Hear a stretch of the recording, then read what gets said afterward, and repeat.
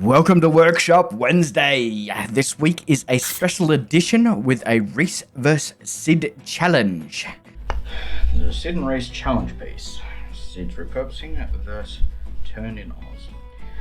When I was down in South Australia, I gave Sid a fairly similar piece to this. Both of them were roughly the same size.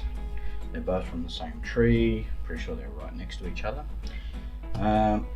And it's not a challenge so much as one of us is going to win. I mean, he's got years more experience and that's fine, but it's more of a let's see how different they come out. So I'm going to make this side the top and this side the bottom. Reason for that is I've got some cracks because the pith was on this side. I've got some cracks that have formed, so I'm going to have to lose some height, but I'm hoping that when I'm doing just the natural curvature that I won't lose too much. And there's no cracks up on the upper rim. I will lose a little bit of height, but I might keep a little bit of a bark inclusion up here if I can. Let's find out. Alright, so we have now gone over what's gonna happen. I've drilled it out, I've mounted it to the lathe, and now we are starting to turn. So I will be doing some split screen here with Sid's footage as well. I've edited a video for his channel as well as for my channel. His channel is us doing a live commentary, so us having a discussion about the video while it's running. And this one is a different edit with my typical style of voiceover. So as you can see, getting some of those beautiful shavings coming off there. Going through, doing almost a finishing cut there. Getting it nice and fine. And yeah. Coming around the front and cleaning it up. So I can crank that speed a little bit more. I have cranked it a bit more. Sid going up in the top right there, and he's got a beautiful foot formed. He's starting to go around the outside. We did have a good discussion about how deep of a cut he takes, because he takes a significantly deeper cut than what I do. So yeah, make sure you go and check out our live commentary and our chat on what's going on, because we did cover a lot of topics and it was very educational. So I'm hoping that you may learn something from that.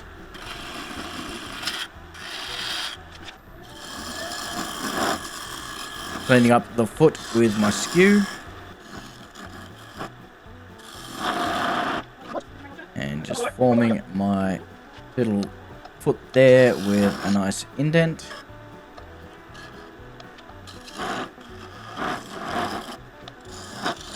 Coming back with the tip of the tool and sharpening it up.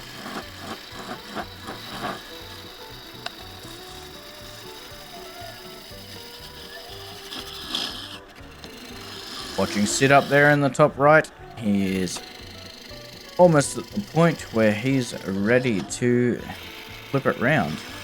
It doesn't take him long to get these bowls turned.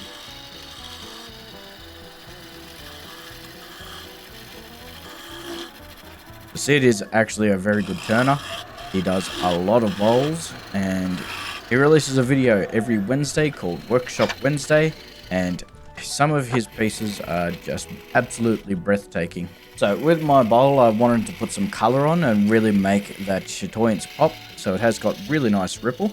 And these stains are from Salisbury Craft. I do call them Salisbury occasionally because that's just how it's spelled. I have no idea how they got Salisbury from it, but that's how it's pronounced. So I put this on, I had a good look at it. I wasn't overly happy, so I sanded it back off. I did, however, leave a little rim around the outside of the foot, which was still purple.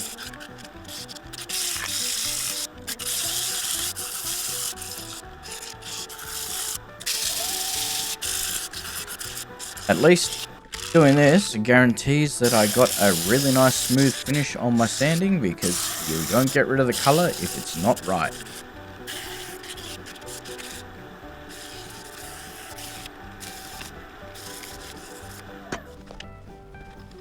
I'm putting some triple E on here. You can see that little bark inclusion up on the rim still there.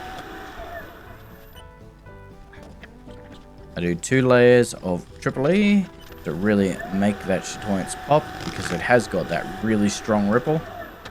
And Richard Raffin calls this Ripple Ash, and I just call it Claret Ash. And during our duel discussion, Sid and I discovered something that we didn't know about Claret Ash. And Claret Ash is not a native to Australia. However, it did originate in Australia. It is a hybrid of sorts. I think the technical term is Callistus. It's a hybrid between a couple of different types of ashes. And yeah, the first known location of it was in Adelaide in South Australia.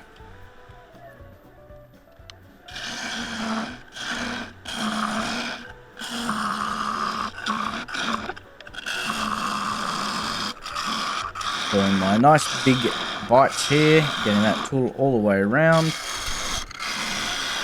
Throwing off some absolutely gorgeous shavings. Almost at my depth hole.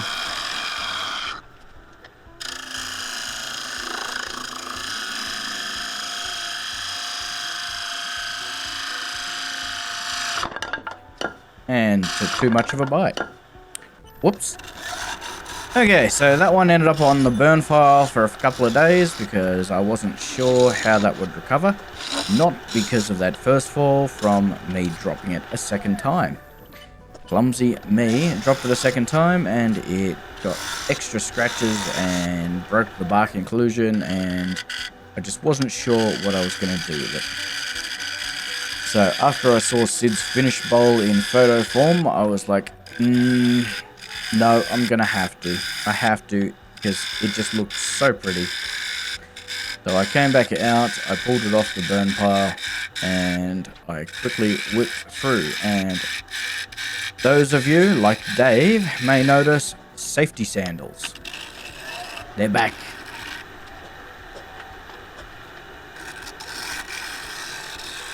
Tool tip down with the scraper.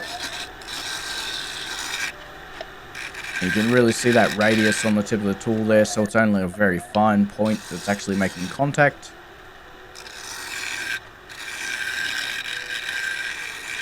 And it cuts straight away. That's how you know it's nice and sharp. And for the most part, ribbons do come off.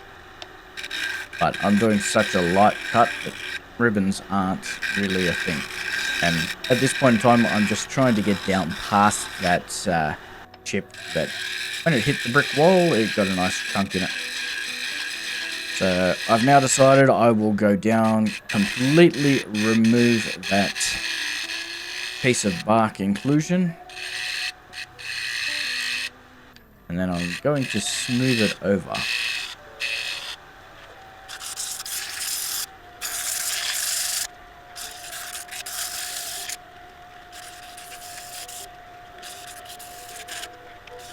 Whipping through the sanding because that scraper left a really nice finish on it. And decided to go back with some purple because I decided I wanted to show some respect to the community. So this is still Jay's Salisbury Crafts purple. It's the same purple. And I just put a nice light layer on there. I know it looks really dark, but it's got a beautiful tinge to it. And I then hit it with triple E twice, which balanced it out really nice. Now, as you may be able to tell, I've gone with the same finish. I've got the U-Butte Aussie finishes, and this is Shallow Wax Glow, and I put 3 layers on this. So I got it to a nice shine with the triple E, and then I took it up to a high gloss with 3 coats of the Shallow Wax Glow. And the whole idea behind the Shallow Wax Glow is it actually accentuates the chatoyance, and in this case it most definitely did.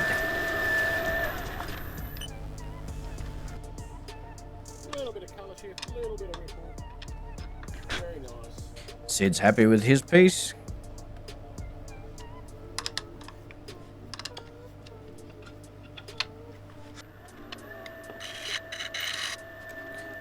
So, Sid's now turning his around, and I'm revisiting mine after I got my nasty catch.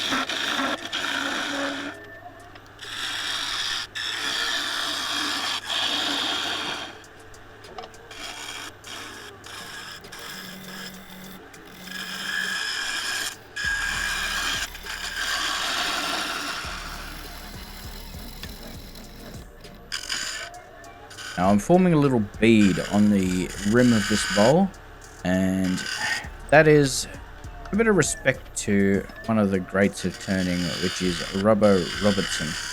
He has a video channel or two, and he was a production turner and made some absolutely stunning large things down in Turton in Victoria. So he's just another Australian turner, and I was lucky enough to meet him at Turn SA, and he's absolutely a champion.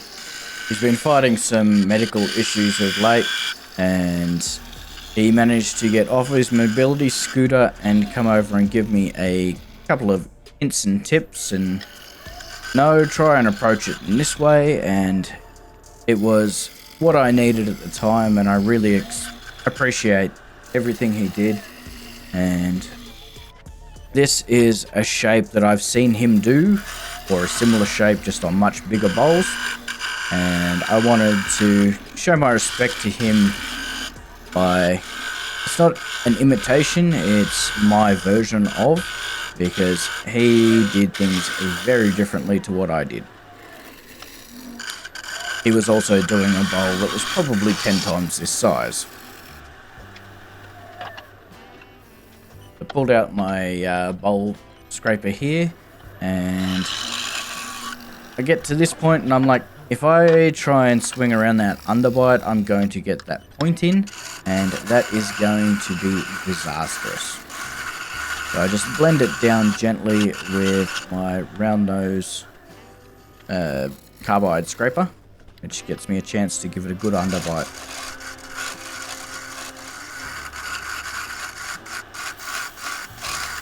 Now I'm just trying to blend those two differences together. And what I've decided is I get the bottom right, I can then just work on that side and get it down. So one thing I did learn from Robbo is make sure you get rid of your waste wood before you try to do your underbite, or you will get a nasty catch. And I, for one, don't want to cop a tool to the face.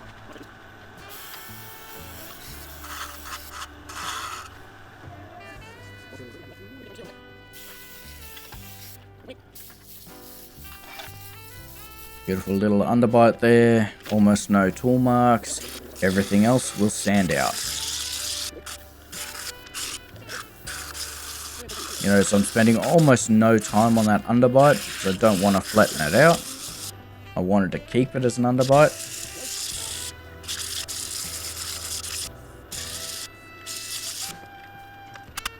But I also got quite a nice finish off the scraper, so it didn't need much of it. But as this is undercut, it's catching a lot of the sawdust, or the sanding remnants, and yeah, I'm just taking it to the blower each time and just clearing it out. So I'm coming in with the Triple E here, and I will do 2 coats of Triple E and buff it in. I apply it by hand first, and then I turn the speed up and I buff it in.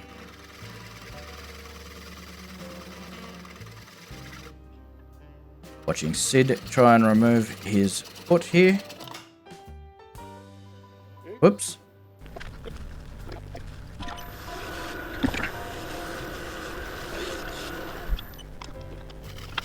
So I've now put all my Triple E layers on, and I've pulled my Triple E twice, and then I put 3 layers of Shallow Axe Glow on.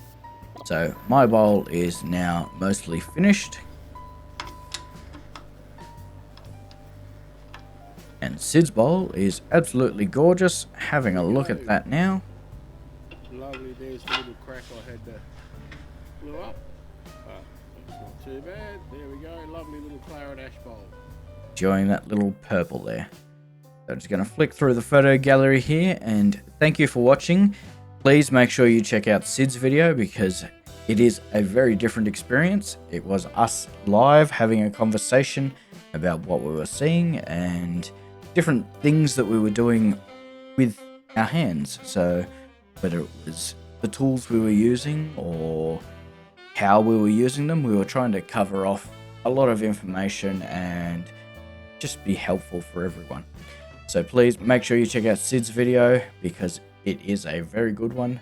And yeah, thank you very much.